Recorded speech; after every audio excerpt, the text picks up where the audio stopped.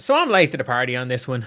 I am late to the party on this one, but this is one of the most fun things that happened with the Caitlin Clark game winner. So if you guys don't know who this is Sydney Johnson. This is Sydney Johnson. This is a there are two quote unquote owners of WNBA teams that are actively anti Caitlin Clark, and it's Sydney Johnson and it is Renee Montgomery. Renee Montgomery is probably like a 1% owner, albeit whatever percentage that she owns in the Atlanta Dream has probably made her a shitload of money, an absolute shitload of money. Like, oh man, I still wish I fucking could have in 2022. I still wish that I was one of those, investors in the WNBA in 2022. I had the fucking money to do it. And I had the connections to get in on it at that time. I knew a lot of people that work with the NBA. Fuck, I should have done it. That would have been anyone who invested in the WNBA in the early 2020s. You're becoming freaking millionaires. You're becoming millionaires even if it's nothing. Like that 75 million is probably worth $1 billion now. But yeah, it is. This is one of those things now with Sheila Johnson that she despises Caitlin Clark. So let's take a listen here to Sheila Johnson.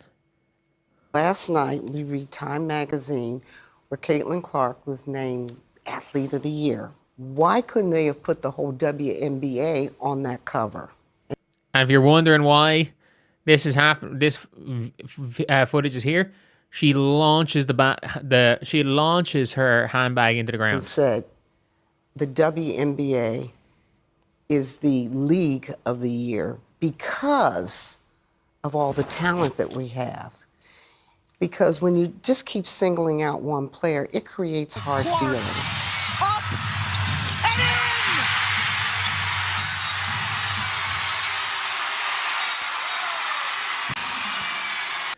in! That is it. Like new angles keep dropping of Sheila Johnson launching the freaking bag into the ground. Like she is. Oh, I hate her. I hate her. Can't stop laughing. She was so sick. She threw her purse down. Why couldn't the whole WNBA be on the cover? Like, it is. It is hilarious. It is hilarious. And she shoved somebody as well. Ooh, who did she shove? Oh, I'm delighted. I am delighted to see this. You know what? Like, there are certain games that I'm like, yeah, Caitlin needs to win these games.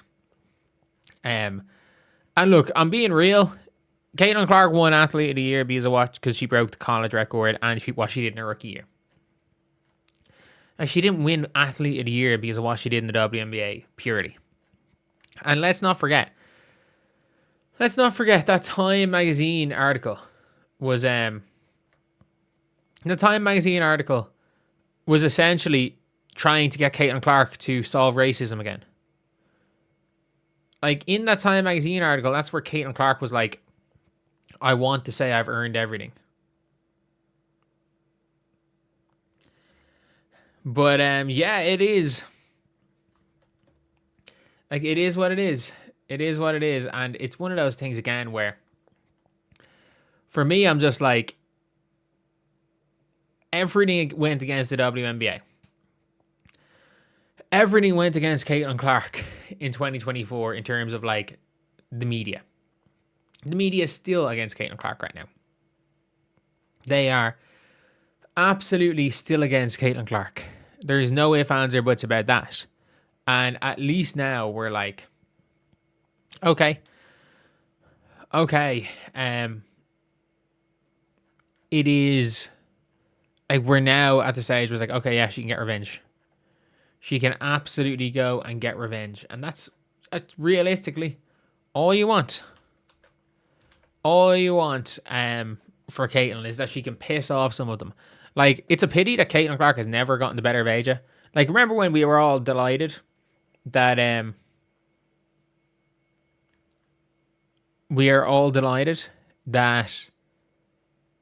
Caitlin Clark got Taurasi. But obviously, she hasn't been able to get hers back in Asia, unfortunately. That's one thing she has not been able to do is, get hers back in Asia after all the shit Asia said about her. I think, has she beaten everyone other than Asia? In terms of stars, she's never beaten Fee. She has never beaten the Fee Collier. She's only played Fee twice, though. But she has never beaten Fee. 0-2 versus Fee. 0-5 against Asia. But Fee's never talked shit about her. I will say. I don't think Fee has ever gone out of her way to talk shit about Caitlin Clark. But yeah, I'm just happy. I'm happy that of all people, she hit the game winner right in front of. It was Sheila Johnson. Like, her hitting that game winner in front of Sheila Johnson is easily one of my favorite moments of Caitlin Clark's career, because Sheila Johnson is one of, again, the biggest haters to Caitlin Clark, and the person who has obviously said the famous, "Why couldn't everyone have been on the Time magazine cover?" And it was funny when A'ja Wilson won it the next year. So A'ja Wilson, I think, won. She might have won Athlete of the Year the next year.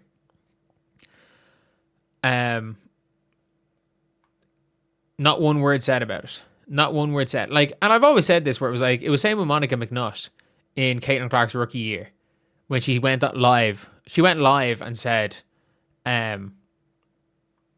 that she would base her rookie of the year entirely on the standings, and that Angel Reese is the rookie of the year because of the standings. And then, without Caitlin Clark playing another game, there was like a half a game between them. And without Caitlin Clark even playing another game, the Chicago Sky lost 2 in a row. And I was like, Monica McNutt should have, like, if we're being real here, what she should have done was that she should have started tweeting every single time the standing changed. My rookie of the year is now Caitlin Clark. My rookie of the year is now Angel Reese. Go with the joke.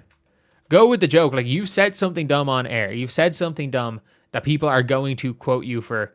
People are going to remember you for this quote. Make a joke out of it. Make a joke. Even if you have given one of the dumbest quotes, you make a joke out of that dumb quote, because that's, especially in the court of public opinion, that's one of the things you can always do. Like, let's be real, when it comes down to it, when people are, we all know this, when people are able to laugh at themselves, admit they're wrong, and just joke about how, if they're shit at something, if they've gotten a prediction wrong, or if they've gotten 45 predictions wrong over the last year, and like, if you're able to joke about yourself, the internet's not going to turn on you in the same way as they're going to turn on you if you take yourself too seriously. And you've seen that with everything in this league, is like, they've said and done dumb shit surrounding Caitlin Clark, and it's like, not once have any of them been like, well, yeah, this was dumb. Sorry, Taurasi is the only one. Because the first thing that happened, this is where it's like, okay, yeah, no one will ever say one negative word about Taurasi again, because the first thing that she said when the Taurasi and Bird show happened and Caitlin Clark went on it, she immediately joked with Caitlin and said, "I guess reality has come to me now," when she retired. And you're like, okay, yeah. Caitlin, obviously, nobody knew. There was the elephant in the room, the reality is coming talk. Nobody knew when it was like when it was going to be brought up, if it was going to be brought up. And Taurasi, the first thing she said to Caitlin was, "I guess reality's come to me," joked about it. That's one of those things where you're like, okay, mood's lightened, it's a joke. And yeah, it's one of those things